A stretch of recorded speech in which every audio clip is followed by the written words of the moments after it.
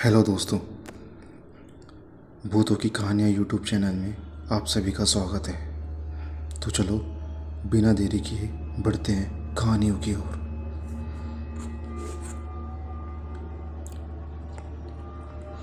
Park अंधेरे में गुम हो चला था, लेकिन फिर भी एक आदमी की नज़रों से वो ओझल नहीं हो सका। वो आदमी पार्क के 4 चक्कर मारकर बैठा ही था कि उसे एक सिक्योरिटी गार्ड बैठा दिखाई दिया। तो वो आदमी उस गार्ड के पास गया तो उससे पूछने लगा कि आप यहाँ कब से नौकरी करते हो। तो गार्ड बोला कि पिछले 20 सालों से वो यहीं नौकरी करता है। गार्ड ने कहा कि इस पार्क में मैंने पहली बार आपको घूमता देखा। तो वो आदमी बोला कि सुबह मैं इस पार्क में ही टहलने आता हूँ, पर आज रात को चला आया। उस आदमी ने गार्ड की टोपी को उठाया तो देखा कि गार्ड का सर खून से पूरा लाल था, और उसे देख गार्ड ने अपना डरावना रूप उसे जाहिर किया। तो वो आदमी गेट की ओर भागा तो गेट बंद हो गया।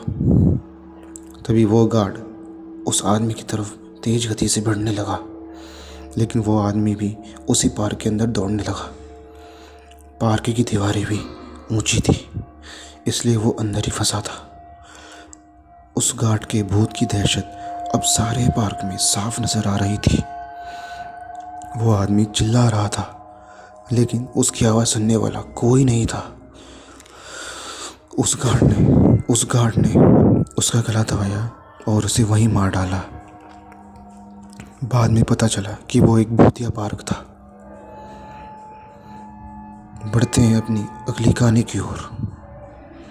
मोहन रात को 7-8 बजे के करीब गांव की दुकान से अपने राशन लेकर घर जा रहा था।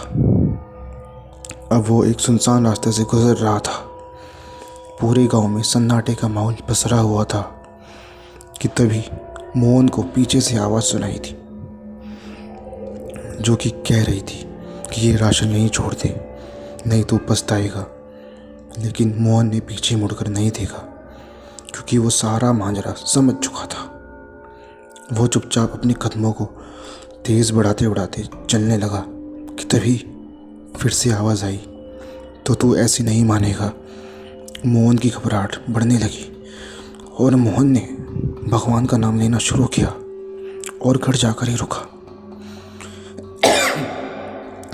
उसने ये बात अपने दादाजी को बताई तो उसके दादाजी ने कहा कि वो एक प्रेत था, अगर तू पीछे मुड़ जाता तो जिंदा नहीं बचता।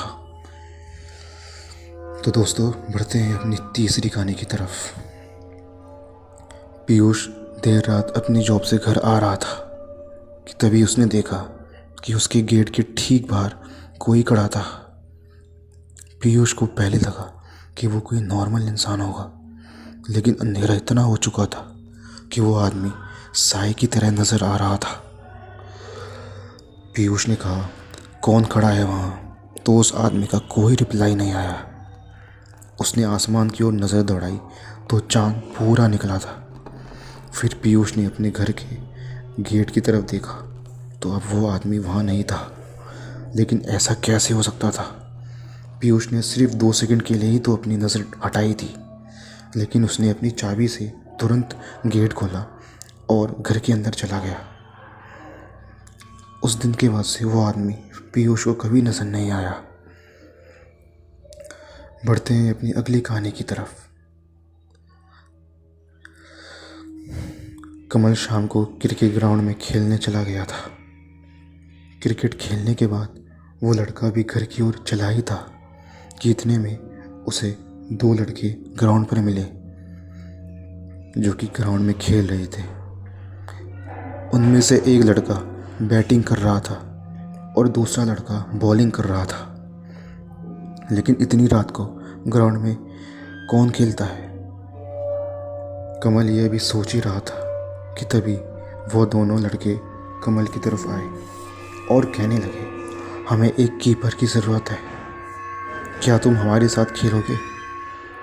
तो कमल ने कहा कि मैं घर जा रहा हूँ, तुम भी घर जाओ। तो वे दोनों वापस से क्रिकेट खेलने लगे। अगले दिन कमल ने लोगों से पूछा कि वो दो लड़के कौन हैं जो इतनी रात को वहाँ क्रिकेट खेलते हैं। तो उसे पता चला कि वो दो भाई थे जो कि एक रोज़ क्रिकेट खेलने उसी जगह जा रहे थे, पर उनका एक्सीडेंट हो गया। मरने के बाद भी वे दोनों वहाँ क्रिकेट खेलते हैं। दोस्तों, बढ़ते हैं अपनी अगली कहानी की तरफ। पंकज लाल अपनी किराने की दुकान को बंद करके घर के लिए निकल रहा था। वो एक कस्बे में रहता था। उसकी मोबाइल की बैटरी ऑफ हो गई थी, इसलिए वो टॉर्च से रोशनी करके आ रहा था। टॉर्च की रोशनी अचानक से धप धप होने लगी। तभी उसे सामने से एक आदमी आता दिखाई दिया जो उस सेठ के आर पार होकर गायब हो गया। वो सेठ डर गया और भागते भागते घर पहुंचा। अगले दिन सेठ बीमार पड़ चुका था, इसलिए सेठ जब ठीक हुआ तो वो दुकान पर जाने लगा। उस दिन के बाद से उसके साथ ऐसा कुछ भी नहीं हुआ। बढ़ते हैं अपनी अगली कहानी की तरफ। रीना कोचिंग से पढ़कर घर की ओर आ रही थी। अब सूरज ढलने को था। आज उसकी दोस्त रवीना बीमार थी, इस कारण वो कोचिंग नहीं गई थी। कोचिंग से रीना आज अकेले ही जा रही थी। वो सड़क से गुजर रही थी, तो सड़क से गुजरते समय उसे वहीं से सड़क के बीच एक आदमी बैठा दिखाई दिया। वो रीना का क्लासमेट रोहित था, जो 2 महीने पहले ही कार एक्सीडेंट में मारा जा चुका था। यह देख रीना की चीख निकली। रीना वहीं बेहोश होकर गिर गई। रीना की आंख सीधा घर पर ही खुली। रीना ने अपनी दोस्त को ये हादसा बताया तो उसने कहा कि वो अकेले गुजर रहे लोगों को दिखता है, क्योंकि उसी वाले हाईवे पर उसका एक्सीडेंट हुआ था। दोस्तों, बढ़ते हैं अपनी अगली कहानी की तरफ।